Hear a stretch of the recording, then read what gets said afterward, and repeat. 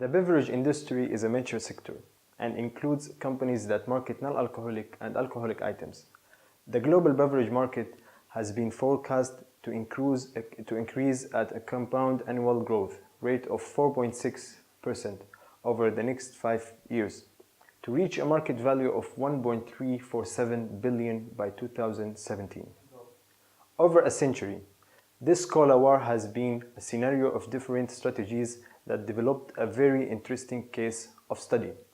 Due to constant innovation and sometimes aggressive behavior toward brand building, Pepsi, a brand that suffered twice bankruptcy but has made numerous efforts to keep standing, make some important decisions such as expanding their portfolio in the food industry, allying with Frito-Lay, has become Coca-Cola's main competitor and is now positioned as the world's fourth largest food and beverage company. Both brands have established a differentiated brand image that is well known around the world, but making evident their rivalry. Coca-Cola, it was invented in May 1886 by Dr. John Pemberton in Atlanta, Georgia, United States of America. Coca-Cola offers a portfolio of world-class quality sparkling and still beverages, starting from Coca-Cola to over 400 soft drinks, juices, teas, water, and energy drinks. The most successful brands are Coca-Cola, Diet Cola, Sprite, and Fanta. With operation of over 200 countries, it has a workforce of 55,000 employees and serves over 1 billion servings each day. Pepsi was first developed by Caleb Bradham, a pharmacist and industrialist from New York-Bern, North Carolina, in 1898. As the cola progressed in popularity, he created the Pepsi Cola Company in 1902 and registered a patent for his recipe in 1903. Currently, Pepsi is one of the largest companies in the USA. It figures among the largest 15 companies worldwide according to number of employees hired. It has a US Fortune rank of 50. Pepsi is bottled in nearly 190 countries. Pepsi Cola is a world leading in snacks, food and beverages with revenue of more than 43 billion. It consists of many companies, among which the prominent ones are Pepsi Cola, Frito-Lay, and Pepsi Food International. The group is presently into two of the most profitable and growing industries, namely beverage and snacks food. It has scores of big brands available in nearly 150 countries across the globe. Since the 90s, their story has been framed in developing new markets and brands, most of the time through mergers and strengthening their different concepts. Pepsi as a new generation and Coca-Cola as Live Positively. In this presentation, we are comparing between Pepsi and Coca-Cola in terms of financial ratios. All the ratios are derived from their income statement, their annual reports for 2015, both Cola and Pepsi. We're comparing between three ratios. The first one is the liquidity. The quick ratio is a liquidity ratio that measures the ability of a company to pay its current liabilities when they come due with only quick assets. The quick assets are the current assets that can be converted easily to cash within 90 days or in the short term. For example, a cash or cash equivalent, marketable securities, and current accounts. If a firm has enough quick assets to cover its total current liability, the firm will be able to pay its obligations without having to sell the long term of its capital assets. A company with a quick ratio of 1 indicates that the quick assets equivalent for current assets. So to check the ratios for our company, the quick ratio is calculated by dividing the quick assets over the current liability, where in Coca-Cola case the quick ratio is the quick assets are 30.5 nearly billion, and their current liability are 26.4 billion, which is calculated by 1.13. In Pepsi case, the quick ratio are 20.4 billion over 17.5 billion, which are equal to 1.16. Both Pepsi and Coca-Cola owns more quick assets than the current liabilities, but in Pepsi case, it is more favorable for their current liability. The second part of the liquidity ratios is the current ratio, where it is a liquidity and efficiency ratio that measure a firm's ability to pay off its short-term liabilities with their current assets. The current ratio is an important measure of liquidity because the short-term liabilities are due within the next year. So the current ratio helps investors and the creditors understand the liquidity of a company and how easily that the company will be able to pay off its current liability. This ratio expresses a firm current debt in terms of a current assets. So a current ratio of 4 would mean that the company has 4 times more current assets than their current liabilities. A higher current ratio is always more favorable than a lower current ratio.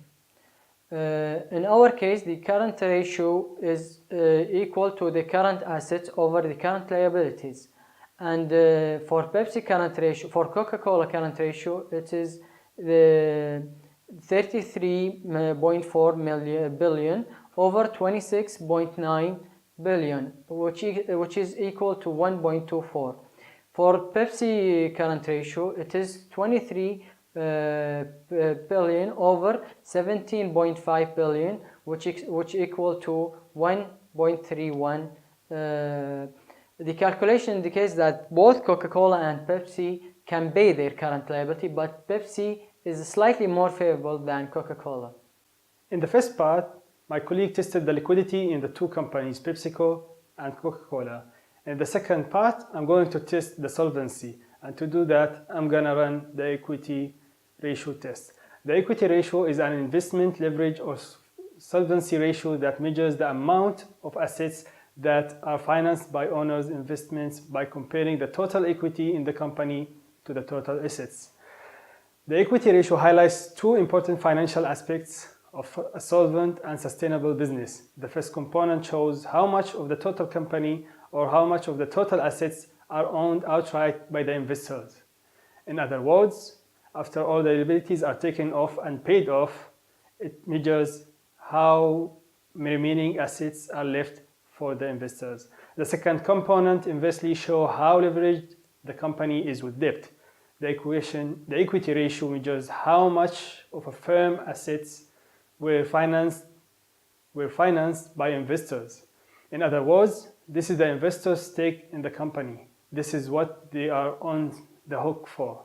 The inverse of this calculation shows the amount of assets that were financed by debt. Companies with higher equity debts show new investors and creditors that investors believe in the company and are willing to finance it with their investments. Equity ratio in this case for the two companies were, for Coca-Cola case, or for the Coca-Cola equity ratio, it was 28.6%. And to calculate that, we divided 25.76 billion, which is the total equity, by the total assets, which is equivalent to 19.1 billion US dollars. PepsiCo equity ratio, on the other hand, was 17.3% by dividing 12 billion over 69.7 billion. Higher equity ratios are favorable because it shows potential shareholders that the company is worth investing, and in this case, Coca-Cola was more favorable in terms of solvency. The second ratio I'm going to test is the debt ratio. Debt ratio is a solvency ratio that measures a firm's total liability as a percentage of its total assets. In a sense, the debt ratio shows a company's ability to pay off its liabilities with its assets. In other words, this shows how many assets the company must sell in order to pay off all the liabilities. This ratio measures the financial leverage of a company. companies with higher level of leverage or higher level of liabilities compared with assets are considered highly leveraged and more risky for lenders. This helps investors and creditors analyze overall debt burden on the company as well as the firm's ability to pay off all the debt and liability in future. The debt ratio is shown in decimal format because it calculates total liabilities as a percentage of the assets. As with many solvency debt or as with many solvency ratios, a lower ratio is more favorable than a higher ratio. Liabilities, or said a different way, the company's liabilities are only 50% of its total assets. Essentially, only its creditors own half of the company's assets and the shareholders own the remainder of the assets. In our case, the debt ratio shows a company's ability to pay off its liability with its assets, and the debt ratio for Coca-Cola was 71.4%, which we get by dividing 64.3 billion over 90.1 billion. In the case of PepsiCo, the debt ratio was 82.7%, which we got by dividing 57.6 billion over 16.9 billion. And it's clear here, when we compare both ratios, that both of them are considered highly leveraged, but with a little bit favorability for Coca-Cola as it's facing less risk in comparison to PepsiCo. In the next part, in this comparison between Coca-Cola and Pepsi, we are going to compare between them in terms of profitability. And to do that, we are going to compare between three ratios: the return on equity, return on assets, and the earning per share. For the ROE, or return on equity ratio, we can define it as a profitability ratio that measures the ability of a firm to generate profits from its shareholders' investments in the company. In other words, the return on equity ratio shows how much profit each dollar of a common stockholder equity generates. Return on equity measures how efficiently a firm can use the money from shareholders to generate profit. In the case of PepsiCo and Coca-Cola, respectively, the Coca-Cola ROE, or return on equity ratio, was 26.31%, or as a ratio 0.26, and we get that by dividing the net income over the average equity, which is 7.3 billion over 27.9 billion US dollar. For PepsiCo case, the ROE was 5.5 billion divided by 14.8 billion USD dollars, which gave us 37.24%. The percentage shows the degree efficiency a firm can use the money, and PepsiCo ROE is more efficient than Coca-Cola ROE in this case. The return on assets ratio, often called the return on total assets, is a profitability ratio that measures the net income produced by total assets during a period by comparing net income to the average total assets. In other words, the return on assets ratio, or ROA, measures how efficiently a company can manage its assets to produce profits during a period. It only makes sense that a higher ratio is more favorable to investors, because it shows that the company is more effectively managing its assets to produce greater amount of net income. A positive ROA ratio usually indicates on an upward profit trend as well. The ROA measures the net income produced by total asset, which means ROA ratio equal operating income divided to average total assets. In this case, Coca-Cola ROA ratio will equal 8.3 billion divided to 103.5 billion, which means 8%. Pepsi-Cola ROA ratio will be 8.72 billion divided to 103.8 billion, which means 7.78%. The percentage shows the degree of efficiently a company can manage its asset to produce profits. Coca-Cola is more profitable in terms of ROA. The last ratio used in our analysis is the earning per share ratio. In short, it measures the amount of a company's net income that theoretically available for payments to the holder of its common stock. Earning per share ratio is calculated by dividing the net income over the average number of shares. In our case, the Coca-Cola earning per share is by dividing 7.3 billion over 4.4 billion, which is will be 1.67. In PepsiCo earning per share ratio, it will be 5.5 over 1.4 billion.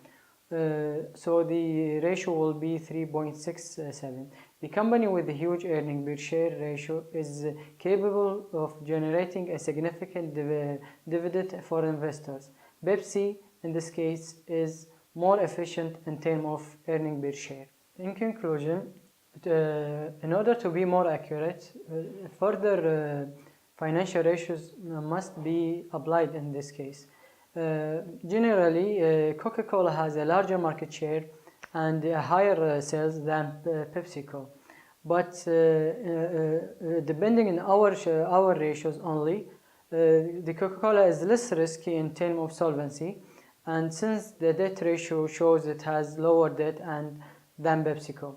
But Pepsi are performing better in terms of liquidity and profitability, at least with the ratios constructed on our analysis.